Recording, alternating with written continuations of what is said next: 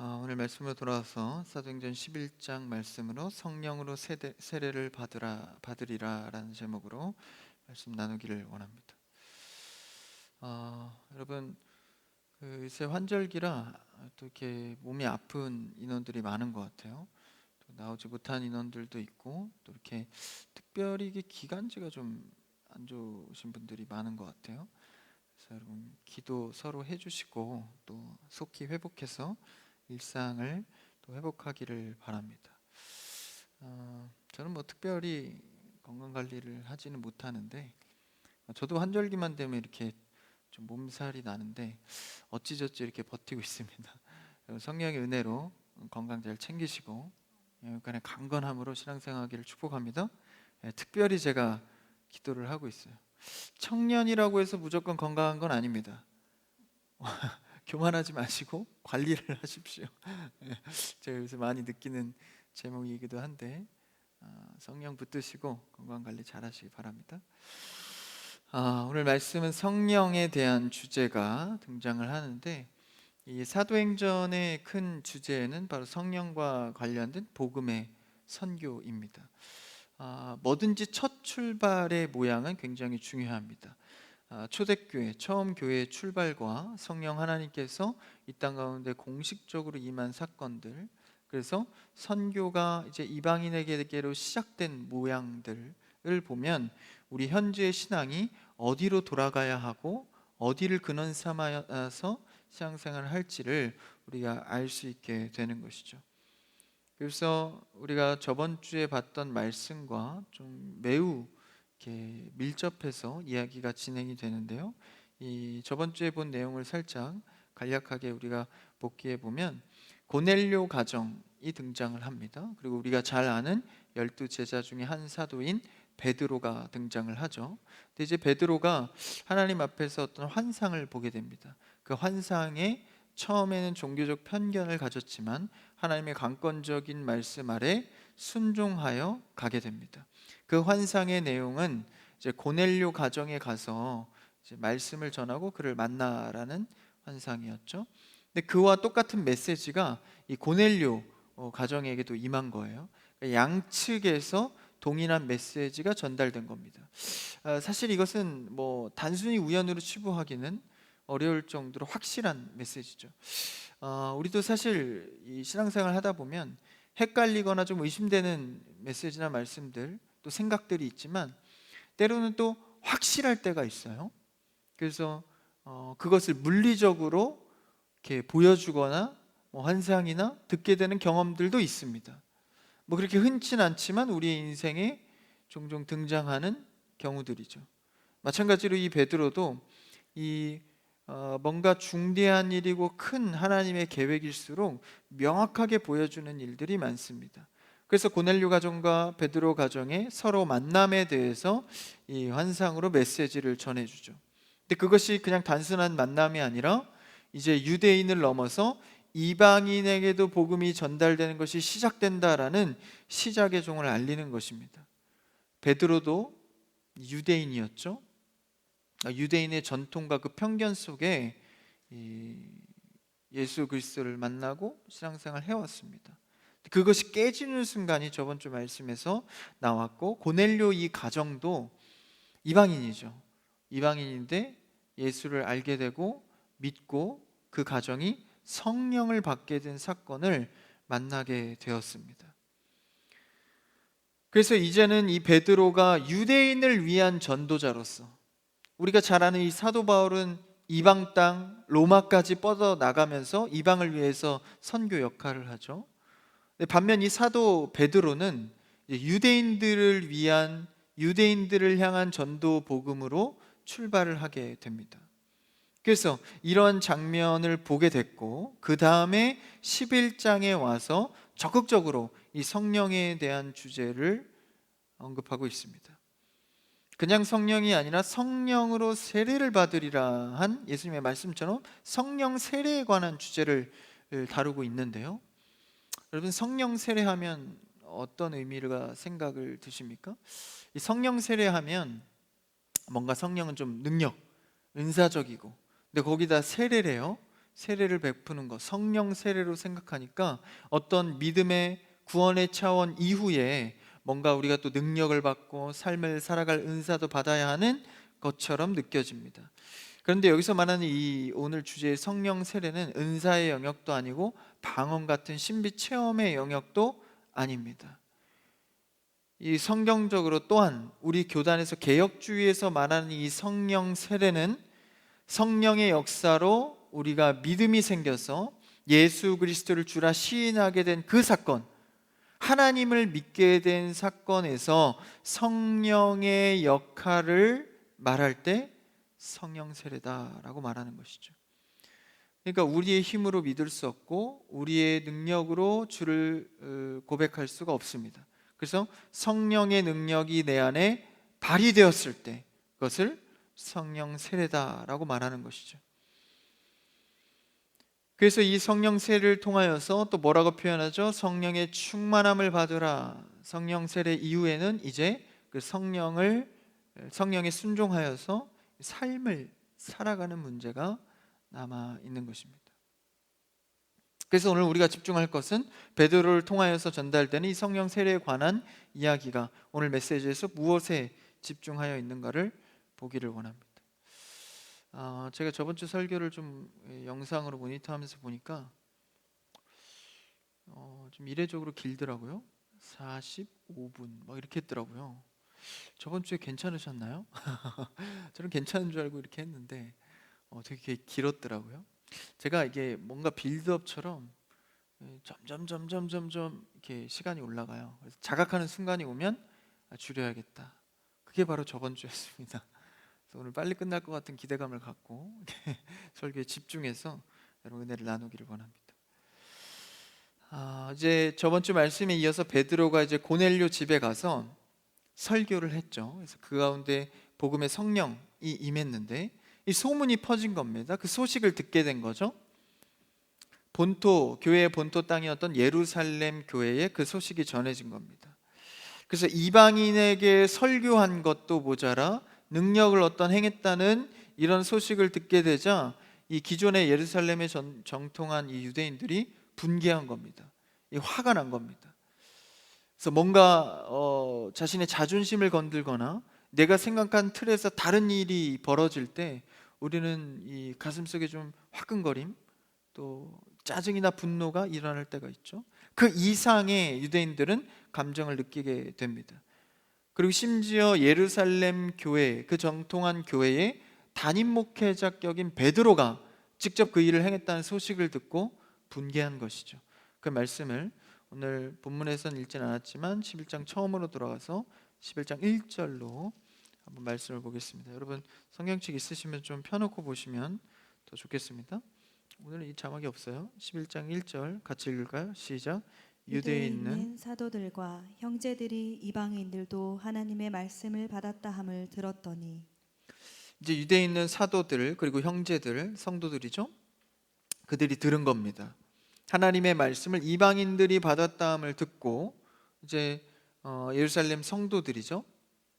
이방인에게 복음을 전했다는 그 자체만 해도 그들은 매우 불편한 상황입니다. 그러니까 유대인들은 1, 2년 그들의 이 전통과 역사를 갖고 있는 것이 아니기 때문에 그 수천 년 역사 가운데 자신들에게는 율법이 있고 선택된 백성, 그 선민 사상에 찌들어 있는 그 확고한 신념이 있었다라는 것이죠. 그것을 조금이라도 스크래치 내는 것은 그들에게 매우 불편한 일이었습니다. 그래서 그 이야기를 듣고 어떤 반응을 보이나요? 2절을 한번 읽어볼까요? 2절, 3절 같이 읽어볼까요? 시작. 베드로가 예루살렘에 올라갔을 때 할례자들이 비난하여 이르되 내가 무할례자의 집에 들어가 함께 먹었다 하니, 이제 베드로가 예루살렘에 갔을 때 이제 갔다가 돌아온 거죠. 그랬을 때 이제 할례자들은 누굽니까? 바로 유대인들이죠. 전통 유대인들, 할례를 행해야 하는 그 전통에 있는 자들이 비난하기 시작합니다. 그러면서 뭐라고 하죠? 무할례자, 이방인 집에 가서 너가 함께 먹었다는 소식을 들었다라고 말하고 있습니다. 베드로가 무할례자, 즉 이방인과 식사를 했다. 단순히 그냥 먹었다라는 의미가 아니라 서로 교제하고 교류했다라는 것이죠. 유대인들에게 이 식사라는 개념은 매우 중요한 개념입니다. 우리가 하나가 되었다, 내가 너를 수용한다라는 의미로 식사 시간도 굉장히 깁니다. 3-4시간 이상 동안 식사를 유대인들은 했거든요. 그래서 좀 누워서 걸터 앉아서, 그래서 그런 식의 문화를 갖고 있던 이 유대인이 식사를 함께 했다라는 의미는 너가 서로 교제하고 교류하고 하나라고 생각했다라고 반박하고 있는 것이죠. 그래서 베드로를 그렇게 나무라고 있는 것입니다. 이 나무람을 듣고 이제 그것에 대하여서 베드로가 그것이 아니다, 이런 사정을 먼저 들어봐라 하면서 이제 말을 시작하는 것이 4절부터 오늘 말씀의 끝절인 18절까지의 내용입니다. 그들에게 베드로가 10장에 있었던 일을 설명하는 게 바로 오늘 본문입니다. 그럼 몇 절만 한번 읽어볼까요? 4절, 5절 한번 읽어볼까요? 4절, 5절 시작.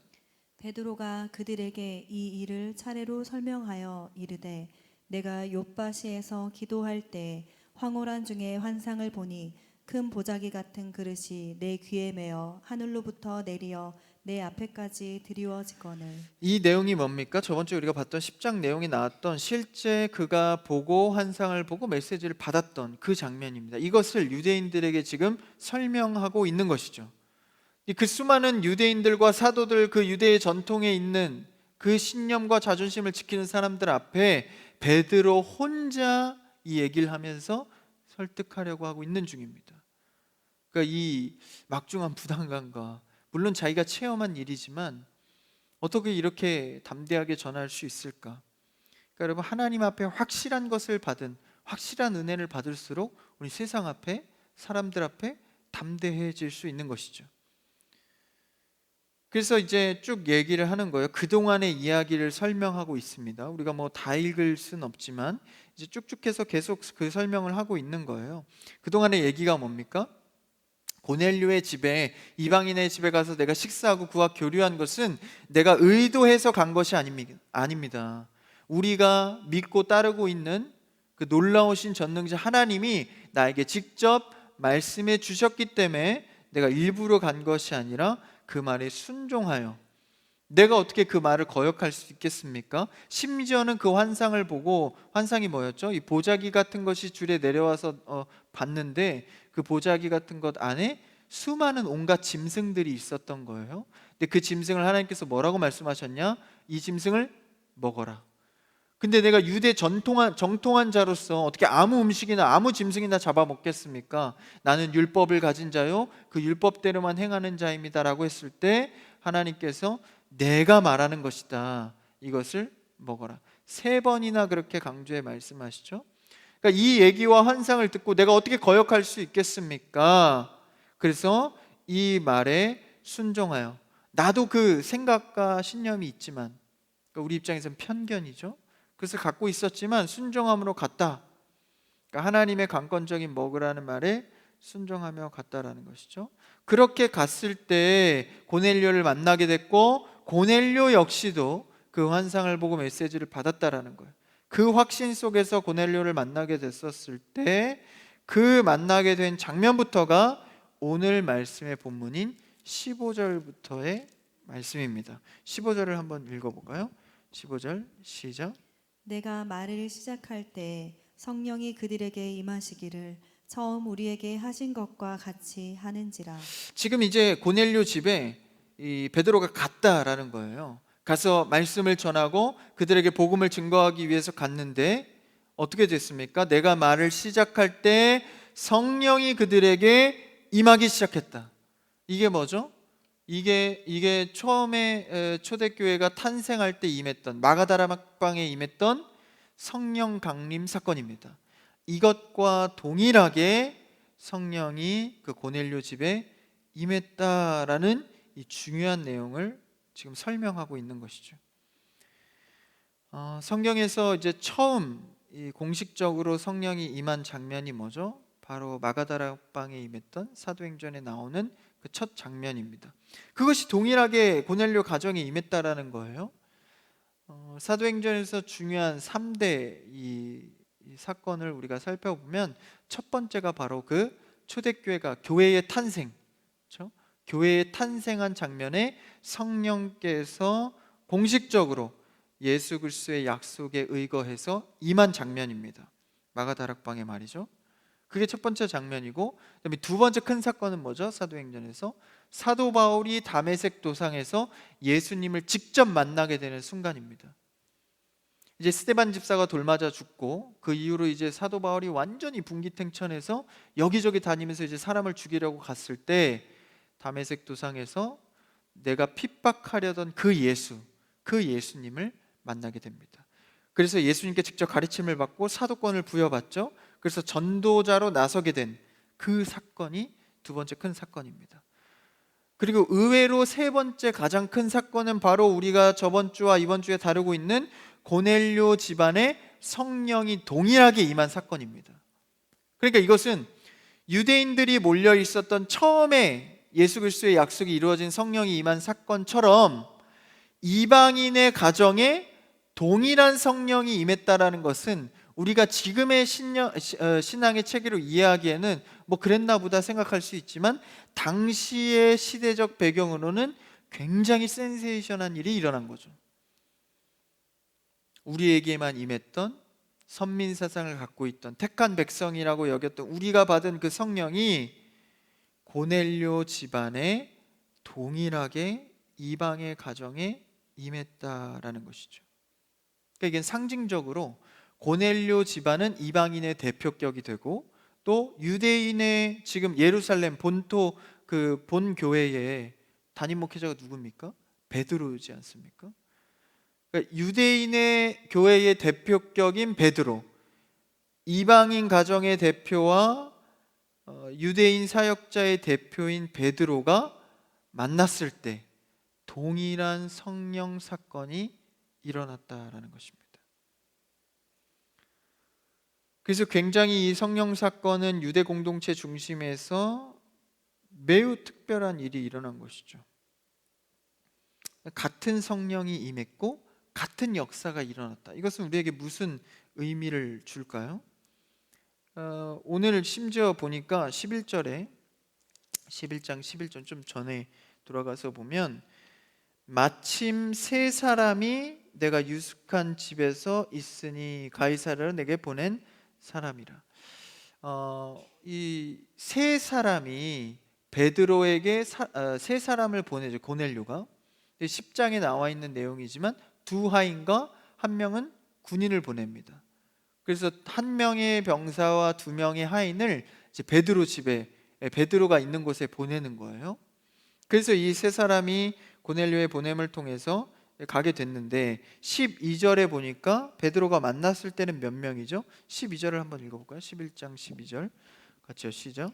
성령이 내게 명하사 아무 의심 말고 함께 가라 하심에 이 여섯 형제도 나와 함께 가서 그 사람의 집에 들어가니. 그 사람의 집은 누굽니까? 여기 고넬료죠.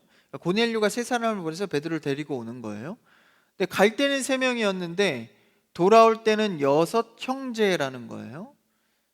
여섯 명이 누굽니까? 그래서 좀 말씀의 증거를 좀 찾아가 보면 전장의 10장 45절을 한번 볼까요? 바로 전장 한 장만 넘기면 될 것 같습니다. 10장 45절 같이 읽을까요? 시작. 베드로와 함께 온 할례 받은 신자들이 이방인들에게도 성령 부어 주심으로 말미암아 놀라니. 이게 실제 현장이죠. 지금 베드로와 제자 정도 되는 사람들 동행한 사람이 이제 3명이었습니다. 그러니까 베드로의 제자격인 같이 있던 사람들 3명, 그리고 고넬료가 보낸 사람들 3명 해서 도합 6명이죠. 그리고 다시 돌아와서 11장 12절 아까 읽었던 말씀 보니까 여섯 형제도 누구와 함께요? 나와 함께. 여기서 나는 누구죠? 베드로입니다. 베드로와 제자들 3명, 고넬료가 보낸 3사람, 총 몇 명입니까? 7명의 사람이 섞여 있습니다. 그를 명칭하여 12절에 뭐라고 하죠? 형제다, 형제다.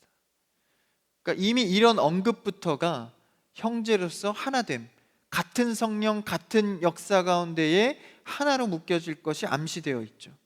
이런 여섯 형제와 더불어서 하나로 표현되어 있는 베드로, 총 7명의 사람이 그 고넬료 집에 성령이 임할 때 그 현장에 있었다라는 거예요. 이 7 숫자가 뭐가 중요할까요? 보통 이제 유대 역사 속에 중요한 일이 있을 때 증인으로 삼는 것은 2명 이상이면 됩니다. 2명 이상 되면 서로를 확인해 줄 수 있어요, 이 사건에 대해서. 근데 역사적으로 세대를 넘어 훨씬 중요한 일들 가운데에는 2명 갖다 안 됩니다. 몇 명이 있어야 되냐면 바로 7명이 있어야 합니다. 그러니까 유대 전통상 율법적으로, 또한 심지어는 고대 사회에서, 애굽 사회에서도 증인의 가장 중요한 일의 증인은 7이 다 칭했다라는 것이죠. 그러니까 구태여 이 장절을 할애하면서 몇 명인지를 열거하고 있는 것은 이 성령의 하나 되게 하심의 역사는 7명의 증인 가운데 확실히 이렇게 되었다라는 거예요. 이방인들에게 복음이 확실히 전해졌다라는 것이죠. 그래서 베드로에게 보여준 환상, 고넬료에게 보내준 메시지, 그것이 당시의 유대인들이 갖고 있던 전통과 편견을 넘어 하나님께서 확실하게 보여준 말씀이다라는 것입니다. 여러분, 우리의 고정관념들, 편견을 넘어 하나님의 말씀이 확실시 되었을 때 나의 것을 내려놓고 순종할 수 있는 여러분 되길 축복합니다. 그래서 우리 삶에 우리가 발견하지 못해서 그렇지 사실 하나님께서 보여주는 명확한 사건들이 많습니다. 그랬을 때 베드로까지 7명을 통해서 이 중요한 하나님의 사건을 증거해 준 것이죠. 그래서 이것은 선교적으로도 그렇고 기독교 역사적으로 그렇고 성경에 매우 중요한 현장입니다. 그 다음 이 얘기를 이제 15절로 다시 돌아와서 11장 15절 말을 하기 시작할 때 성령이 전에와 같이 처음 우리에게 하신 것, 이게 뭐죠? 마가다락방 사건, 처음에 임했던, 유대인들에게 임했던 것과 똑같이 된 거라는 거예요. 그때 사도 베드로가 생각난 말씀이 있었다라는 거예요. 16절을 읽어볼까요? 16절 시작. 내가 주의 말씀에 요한은 물로 세례를 베풀었으나 너희는 성령으로 세례를 받으리라 하신 것이 생각났노라. 이 말씀이 베드로가 생각났다라는 거예요. 빨간 글씨로 되어 있죠. 이 주의 이 말씀이 생각난 거예요. 요한은 물로 세례를 베풀었으나 너희는 성령으로 세례를 받으리라 했던 이 말씀이 생각난 거예요. 이것은 일찍이 세례 요한도 했던, 예언했던 말씀입니다. 그 본래의 말씀을 우리가 돌아가서 찾아볼까요? 마태복음 3장 11절에서 12절에 보면 이 요한이, 세례 요한이 했던 말을 우리가 볼 수 있습니다. 마태복음 3장 11절에서 12절입니다. 이 생각난 말씀에 대한 관련 구절인데 한번 우리가 읽어볼까요? 11절 앞에도 있습니다. 시작. 나는 너희로 회개하게 하기 위하여 물로 세례를 베풀거니와 내 뒤에 오시는 이는 나보다 능력이 많으시니 나는 그의 신을 들기도 감당하지 못하겠노라. 그는 성령과 불로 너희에게 세례를 베푸실 것이요. 여기까지입니다. 11절만 읽죠. 일단 전에는 뭘로 세례를 베풀었어요? 물로 세례를 베풀었는데 이제 내 뒤에 오시는 이 누굽니까? 바로 예수 그리스도죠. 세례 요한이 마지막 선지자 아닙니까? 그 다음에 이제 예수 그리스도가 이 땅 가운데 오시는데 내 뒤에 오시는 그 예수 그리스도는 물로 세례를 베푸는 이런 능력보다 나보다 더 능력이 있다, 이렇게 비교급으로 사용을 하죠. 이것은 실제 비교가 돼서 하는 것이 아니라 그들의 이해를 돕기 위한 표현입니다. 그래서 뭐라고 표현해요? 이 표현이 참 멋있어요. 그의 신을 들기도 감당하지 못하겠노라, 이런 표현을 하면서 뒤에 중요한 말을 하죠. 그는 이제 성령과 불로 너희에게 세례를 베풀 것이다. 세례 요한이 한 말이에요. 그래서 이런 물 세례가 아니라 이제는 성령과 불로 세례를 베풀 것이다 라는 얘기를 하죠. 근데 이것이 사실 유대인들이 듣기에는, 말씀을 계속 띄워놔 주세요. 이 유대인들이 듣기에는 이 말씀이 매우 불편한 겁니다. 우리는 이미 선민사상으로 선택된 백성이고 내가 죄인으로서 회개해야 한다는 것은 꿈에도 생각 못했죠. 그들은 이미 선택된 백성이니까 구원이 보장되어 있다고 늘 생각한 겁니다. 그런 백성들이 세례 요한이 와서 회개하라 이런 강한 권면을 할 때 그들의 마음이 얼마나 불편했겠어요? 왜 그렇습니까? 근데 그 강한 권면은 왜입니까?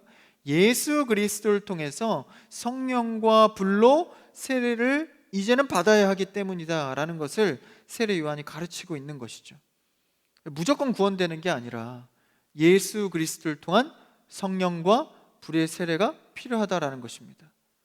그들은 구원받아야 할 함을 의식하지 못했지만, 그래서 이런 세례 요한의 가르침 속에서 성령과 불의 세례는 그럼 무엇을 말하는 걸까요? 이제 불 나오니까 역시 성령은 불. 그래서 좀 뜨겁게 소리도 좀 지르고, 그렇죠? 막 이렇게 과열된 어떤 성령의 불을 받아야 된다. 여러분, 이것은 성령 세례와 전혀 관련이 없는 얘기입니다. 왜냐하면 성경은 맥락 속에서 해석을 해야 되기 때문에 11절 다음에 12절에서 명확하게 해석을 합니다. 12절을 한번 읽어볼까요? 3장 12절 시작. 손에 키를 들고 자기의 타작 마당을 정하게 하사 알곡은 모아 곳간에 들이고 쭉정이는 꺼지지 않는 불에 태우시리라. 지금 타작마장에서 알곡과 쭉정이를 구별하여서 이 쭉정이는 어떻게 된다라는 거예요? 불에 살라진다. 뭔 비유입니까? 심판입니다. 그러니까 성령 세례가 의미하는 이 성령과 불로 세례를 받아야 한다라는 것은 이 불은 심판의 불입니다. 잘못해서 성령 불불 이러다가 심판받는 이 쭉정이에 태워진다는 의미를 갖는 거예요. 조심해야 합니다. 그러면 여기서 말하는 성령 세례는 무엇을 의미하는 겁니까? 성령을 통하여서 예수 그리스도를 믿게 되어 그 성령 때문에 나는 알곡의 입장으로서 불태워지지 않는, 그러니까 불은 심판을 의미하는 거죠. 그리고 성령은 무엇입니까? 구원을 의미하는 겁니다. 구원과 성령과 불은 뭐야? 구원과 심판. 우리는 이 땅의 생을 마치고 반드시 때가 되면 심판 앞에 섭니다. 그때 구원을 받는 길은 유일하게 뭡니까? 성령 세례, 즉 성령으로 예수 그리스도를 주라 시인한 자들입니다. 그래서 구원과 심판의 갈림길 속에서 우리는 성령 세례를 받을 것이다, 이것을 말해주고 있는 것이죠. 그러니까 예수 그리스도를 믿는 자가 구원이잖아요. 안 믿으면 심판을 받는다라는 것입니다. 이것을 결정짓는 것은 성령 하나님의 은혜로 말미암음입니다. 그럼 다시 본문으로 돌아와서, 오늘 본문으로 돌아와서 이 본문에서 말하는 성령 세례는 뭡니까? 은사입니까? 체험입니까? 어떤 사건의 기적을 경험하는 것입니까? 그것이 아니라 예수 그리스도의 생명의 믿음을 성령으로 받아든 자, 그 자가 성령 세례를 받은 자다라는 것입니다. 여러분, 이 가운데에서도 여러분들이 주라, 예수를 주라 시인하는 고백하는 자들은 다 성령 세례를 받은 자들입니다. 할렐루야. 그럼 여러분 안에 성령이 계신다라는 거예요. 성령 충만을 받으라는 것은 무엇입니까? 날마다 그 성령을 사모하며 그 성령 안에 거하여 살아가라라는 것입니다. 그래서 우리는 예수 그리스도로 거듭나는 그 순간, 그 거듭나는 그 순간을 성령 세례 받았다라고 말할 수 있는 것입니다. 사도 바울도 당연히 베드로처럼 이 성령 세례에 대해서 언급한 내용이 있습니다. 고린도전서 12장 13절을 가면 사도 바울도 베드로처럼 이런 말씀을 전했는데요. 한번 읽어볼까요? 앞에 있습니다. 시작.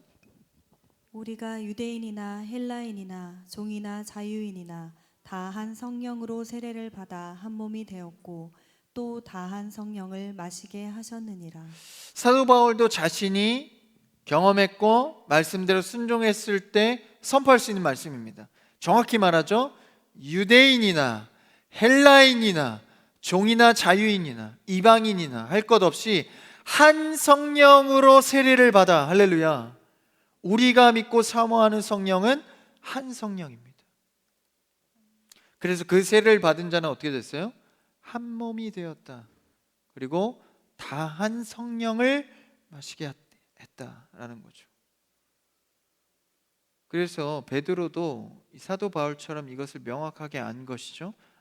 우리 안에 임했던 그 유대인에게 임했던 그 성령은 이방인에게도 임한 예수 그리스도가 약속한 그 성령이 이것이구나를 알게 된 것입니다. 그래서 누구나 한 성령 가운데 붙들리면 한 몸으로 다시 만들어지는 것이죠. 그럼 이 성령 세례가 우리에게, 오늘날 우리에게 나의 신앙에 어떤 의미가 있습니까? 지금 읽은 말씀에서 우리가 잘 알 수 있죠. 우리가 성령으로, 한 성령으로 세례를 받아서 어떻게 된대요? 한 몸이 되었다. 여러분, 교회는요 한 성령 가운데 세워진 교회입니다. 성령 안에서 그리스도의 몸이 되는 것이죠. 그리스도가 머리가 되시고, 한 성령을 받았으니 우리는, 이 교회는 하나 되어 만들어져 가는 것입니다. 그러니까 성령을 통하여서 그리스도의 몸에 우리가 어떻게 되는 거예요? 편입되는 것입니다. 나는 죽고 주가 사는 삶. 주 안에 편입되어서 성령 안에 하나가 되는 것이죠. 예수 그리스도 안에서 하나 되게 하는 구원 사건이다라는 것이죠. 이것을 정리하면, 여러분 안에 믿음이 생기고 성령 세례로 믿음이 생겨서 구원을 받았다면 여러분은 주 안에서 공유되는 한 몸이 되는 것입니다. 그러니까 인간적으로 친하고 위로하고 서로 얘기하는 것이 아니라 그리스도의 성령의 하나 되게 하심을 따라서 우리가 서로 교제하고 대화하고 기도하고 나누는 것입니다. 그러니까 우리 안에서 성령의 세례에 성령의 교제가 일어나야 하는 것이죠. 여러분, 주를 믿고 이 교회 안에서 한 공동체가 되었다면 성령의 교제를 할 수 있는 여러분 되기를 축복합니다. 그래서 내가 하나를 주었어도 다음에 받을 하나를 기대하지 않아도 됩니다. 그리고 받는 것에 대해서 너무 미안해하지 않아도 돼요. 주는 것에 대해서 인색하지 않아도 됩니다. 왜냐하면 우리는 기브 앤 테이크로 관계 맺어진 것이 아니라 성령 안에서 예수 그리스도의 몸에 편입된 것인 뿐입니다. 그리스도 안에서 하나 된 것이죠. 그래서 누군가 우리 교회에 처음 왔거나 새 가족이 왔다면 마치 몇 년씩 알고 지낸 사람처럼 환영할 수 있는 이유가 거기 있습니다. 그리스도 안에서 편입되는 공동체이기 때문입니다. 그래서 구원은 늘 이 주 안에서의 하나됨을 동반합니다. 여러분이 만약 구원됐다고 고백하고 찬양하면서 성도들과 하나 되지 못한다면 여러분의 구원과 믿음은 성령 안에서 된 것이 아닐 확률이 매우 높습니다. 그러니까 내 지적인 동의에 믿음일 확률이 높다는 것이죠. 맞아 그렇겠다. 야, 구원이란 저런 것이겠다. 여러분, 그 수준을 넘어서 성령께서 알리시는 믿음이 있기를 축복합니다. 그 믿음으로 하나 될 때 구원은 반드시 하나됨을 동반하게 되어 있습니다. 아니, 하나됨이 되지 않더라도 최소한 사모하게 되어 있다라는 것이죠. 너가 믿는 예수 그리스도가 내가 믿는 예수 그리스도이고, 너에게 임한 기적의 성령이 나에게 임한 기적의 성령입니다. 우리는 이것을 공유할 수 있는 이유가 같은 성령의 세례를 받았기 때문입니다. 이 변화를 겪은 한 사람, 그 한 사람 베드로가 유대 땅을, 유대의 그 정통한 그 고집스러운 사람들을 새롭게 하고 있는 것이죠. 그래서 성령을 의지하여 하나됨을 유지하고 있는가? 성령을 의지하여 성령 세례 받은 자로서 그 하나됨을 사모하고 있는가? 그래서 교회는요, 하나님 안에서의 한 가정입니다. 주의 자녀라고 명칭하지 않습니까? 주 안에서 우리는 한 가정을 이뤄가야 하는 것이죠. 내 신앙만 잘하고 나만 그냥 예배 잘 드리면 되는 것이 아니라 누군가 어려워하고 있다면 반드시 함께 기도해 주어야 하고 관심을 갖고, 그렇죠? 아픈 청년들 많아요. 기도 제목에다 넣으십시오. 여러분, 개인 기도만 하지 마시고 얼굴과 이름과 그를 떠올리면서 기도하시고, 교회에는 여러 모양의 사람도 있고 섬김의 자리도 있고 교제, 예배 속에서 성령으로 하나 되게 하시는 영적 교감을 날마다 느끼셔야 합니다. 그거 없이 인본적인 신앙생활은 언젠간 한계를 맞게 됩니다. 그때서야 비로소 내가 무엇에서 하나 되어야 하는지를 찾아가게 되는 것이죠. 여러분, 우리는 성령 세례를 받은 구원받은 자녀입니다. 그렇다면 주 안에서 성령으로 공감하고 성령으로 예배할 수 있는 여러분 되기를 축복합니다. 그래서 여러분 지금 이 자리에서 모두 한 말씀을 듣고 저도 한 말씀을 전하고 있지 않습니까?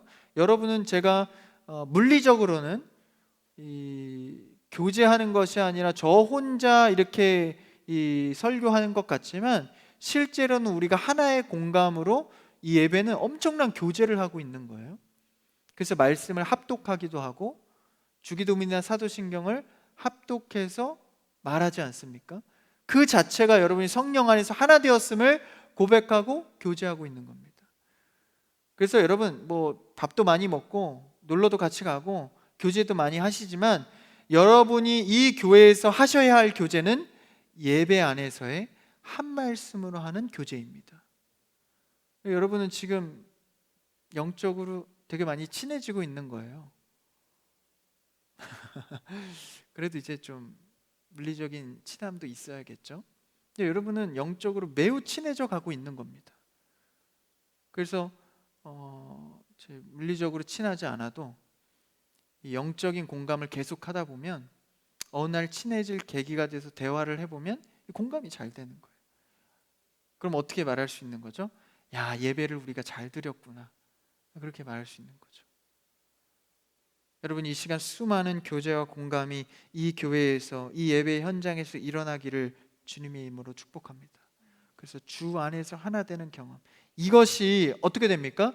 이 경험이요 베드로와 고넬료 가정 사이에서 일어난 경험이지만 베드로 한 사람을 통해서 그 예루살렘 교회에 가서 그 수많은 유대의 사람들을 통해서 변화를 시키고 진짜 복음이 무엇인지 알게 되고, 그렇죠?